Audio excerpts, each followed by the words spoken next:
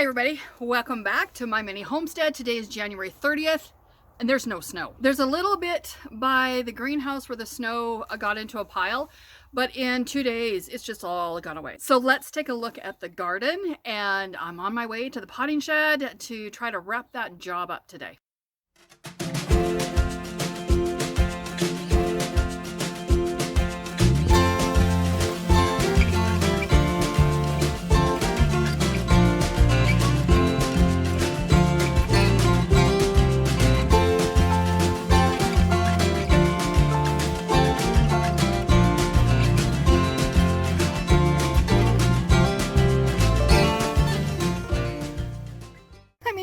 Just look at it. It's unbelievable. Everything's gone. I mean snow. So I think, I'm just backing up here. I think I'm gonna keep this bed but make it smaller. Give myself more room on that side of the raspberry bushes so that I can transplant the rhubarb that's up top down here into this bed. But it feels like spring. So I am gonna start seeds. I wasn't planning on starting, just to see what we get. Let's see if we got any radishes. Oh, we do? Look at this. So these are radish seeds that I threw out here in late fall, and they are coming up. And I have peas that are coming up. Now, those peas and the radishes were under a good 8 inches of snow, and we got down to minus 26. So it's growing. I can't believe it. Oh, what else do I have here? Something else is growing and I can't remember what I planted. We'll have to wait and see. So let's just take a quick look at the broccoli, and it's all growing. Now, the ones of course that have some holes in it is the damage done by the caterpillars. But I mean, this little head is starting to grow more now. Now that one little one, which I didn't think was gonna make it, isn't gonna make it. And I think, no, it's still got enough moisture in there, so we're all good, okay that way. But wow, I'm impressed. I have radishes, I got peas growing, and I have broccoli, and it's the end of January. All right, potting shed now. All right, I'm out in the potting shed. It's actually colder inside than outside, so I'm gonna leave the door open for a while. But I wanna get this next rack up today, and I have decided to buy a 3-foot rack. I'm hoping to get that tomorrow, and going to put it in to this space at the end. So then I'll have shelving all across the back wall, and then my growing ones will be on this side. So I gotta get busy and do that. So just wanna show you what it comes with. You have the bottom part of the legs, or the posts, I'm gonna call them posts. And you can make them, like they do adjust. And then you've got the top part, which has the male part going to the female part. And then it does have that in the top of it. That will have been loud. It does come with this, so that's, you could attach it to the wall if you want to. I'm not going to, because mine will be an inch away from the wall. And then you get all these packets. And what I do is I throw them into a container so I have them handy. And let me show them to you, because I put them on wrong first. So it has a little groove. I don't know if you can see it. There's a little groove right there. And these little lines there, oops, that one I dropped. When you put it on, you slide it and it will sort of, you'll hear a clicking sound. I'll do that again. So you put it on, slide it, and that'll click. And then you just attach the two together. They're both the same. There's no part A, part B, even though they call it a part B. But, and then that is the narrow end. And that end is the wider end. So you have to make sure your narrow end goes up, because that lets this here slide into it. So you put it on, slide it down till it clicks in. Then you take your other one, make sure you have your narrow end up. There, narrow end up. And then they just go together and they will click in together. And it locks. So that little groove holds it in place. Then when you put the rack on, it slides down over top of it, and you push it down as far as you can get. Be careful, sometimes it will slide down, so you'll have to put it back into place. So I'm just gonna get this going. I forgot to mention, all of the racks come with these little protectors. So you just slide them off, and then that is what's going to slide over your pole and go into place. Now, I forgot too. They say to put the top and the bottom pole together when you're going to build this thing. I don't do that because I'm putting this together by myself. Maybe if you had two people, and I had tried that before and it doesn't work great. So I actually do the bottom half of the shelving unit first, then I attach the pole, and then I add it up from, or put it together from there. And I'll show you how I do that. So the first thing to do is figure out where you're going to actually put your, I'm going to call them stoppers. And I want my shelf as close to the floor as possible. So I want mine to hook on the top one. So I'm just going to put it on there, slide it down till it hits that one. And then I'm going to put and click that one into place. And again, narrow end is at the top, wider end is at the bottom. And I'm going to do all 4 of those and then put the first shelf on. We can see the top now. So what I'm going to do is I'm going to take my first pole and I'm going to slide it into this hole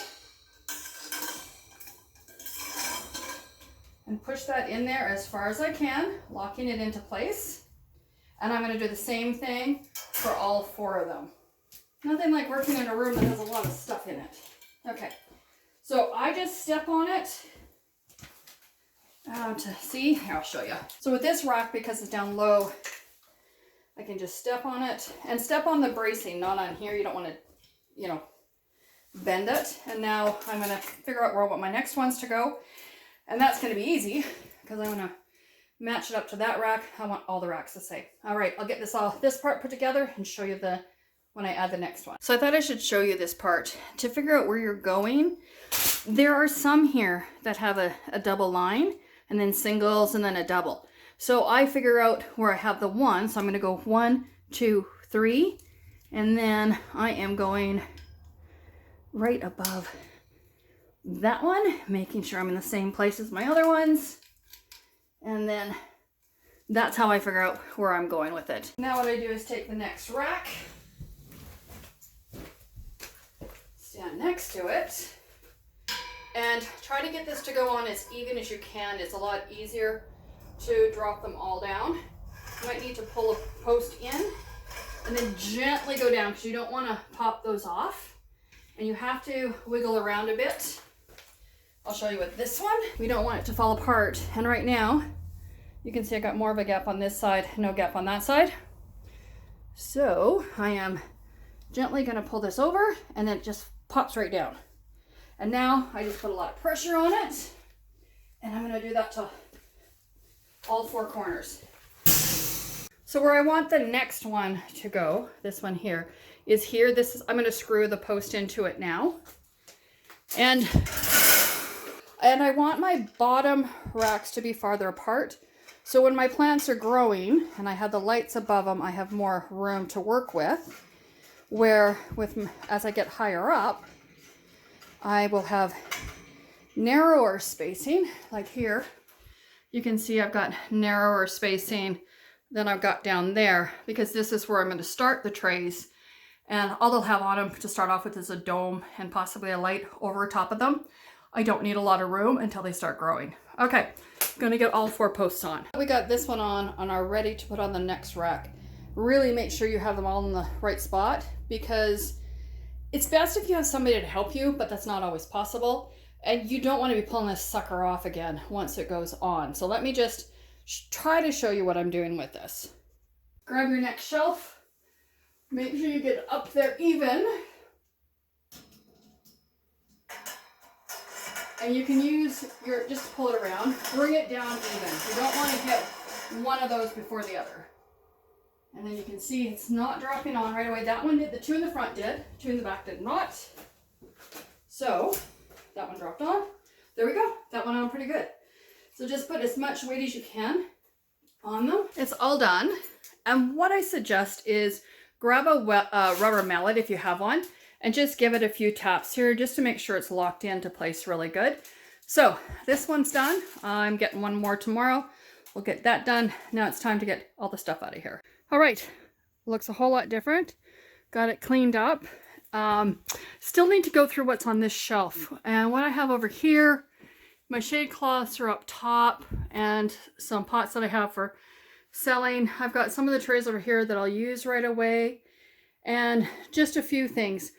This shelf is all stuff that needs to go to the shop, and then I've got my fans here to make sure everything gets air and stuff. So I am ready to get my next shelf, get it in there, and get the potting table built. So this is what I'm working on right now. I'm working on the base for the potting table, and then I had a pellet board, and I'm just taking all the wood apart, taking the nails out of it, and then I'm going to cut those, and those will be my base for my table.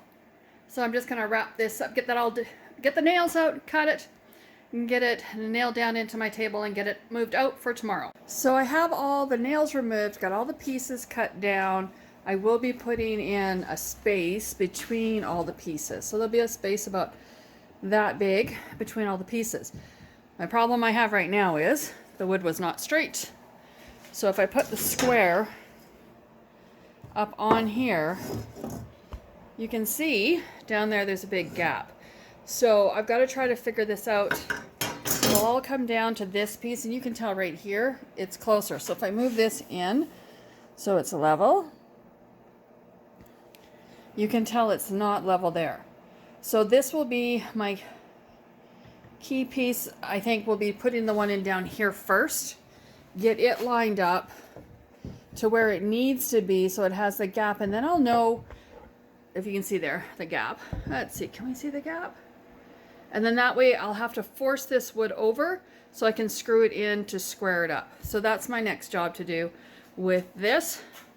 And other than that, I think it's coming along just fine. All right, let's get this done. Okay, I have the other side screwed in. It's squared off. So this is how much I have to adjust this. So I'm actually going to put it down on the floor so that it's standing the highest from it to see if I can get this squared off with enough pressure on it, and we'll see.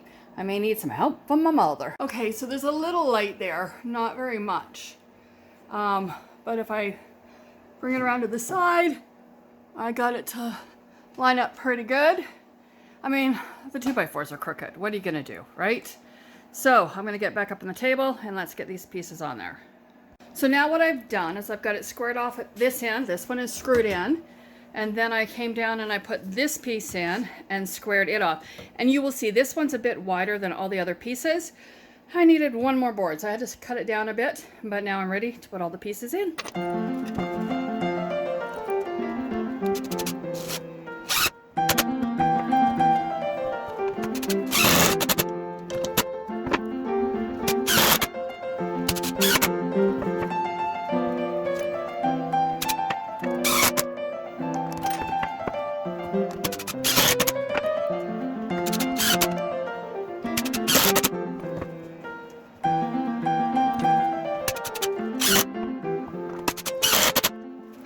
So I don't know if you can tell from here, but this is a bit wider than that end, and just because of the camera it's about 1/4 inch, because none of these boards are straight, but I want it to measure it from this point so that when I get down to that end, I'm not so far off.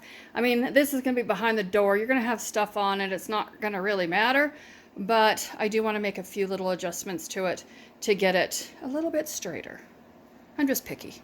And I know it's pallet boards, but what can I say? There it is. I've got it all done. Now a couple of the boards split on me. I didn't have any extra boards, so I couldn't replace them, but it will hold everything together. And actually, I'm really quite happy with how it turned out. So now I just got to get it out to the potting shed, get the tabletop put on. Okay, so I have to tell you, I think I impressed myself this time. Mom helped me move the base in. We put the top on. It popped right down into place perfectly. Yay for measurements. Yeah, and you know the measure twice, cut once. I think I measured 4 times and then cut. So I'm really happy with how it's looking. I just have to screw the top onto the base and move it into place. I'm just working on my last shelf. This is my 3-foot one. And this one is the shelves are only 16 inches deep instead of 18 like my other ones, which is fine. Something I did notice is these are the bottom poles, and it actually says bottom on it. And this one did not come with the feet screwed in. So I just got to screw the feet into these ones. And so I'm going to get this shelf together and get this room set up and then ready to be organized. Okay, this part is done. I've got all the shelves in. Got the new one in the corner there. It's just going to give me more room for storage. And that shelf there, I just got to hop off the table. I've got my table up close to the door. And then I have this water container. So it is 18 gallons. And this way I can have water in here that will be room temperature. I do plan on getting a nice big tank for outside. I just have to find one that I can afford. And then down below here, I will have my bins with my potting soil already mixed up. And then I just got to pull it out, fill up my tray. So next thing is, because there's a bit here, let's probably show it better. This here is the wire is a bit lower than the outside wire. So I'm going to get a corrugated plastic to lay in here. I only need it probably for about 4 of the shelves. And that's just so I can put heat mats on there and they'll make contact with the bottom of the trays. So I got to get that. I got to get power down to here. And we'll go on to the next stage. All right, so I'm really excited to have that part of the potting shed done. Now I just have to get in there again, get it organized, get everything set up so that I can get my seedlings started. So that'll be the next stage. So thanks for watching. I know you're not as excited as I am, but I'm really excited about this. It will be my permanent inside place to start my seedlings every winter, and well, every winter, I guess it is. So be sure and subscribe if you haven't subscribed, that is, and click on that like button, and we'll see you in the next video. Bye from My Mini Homestead.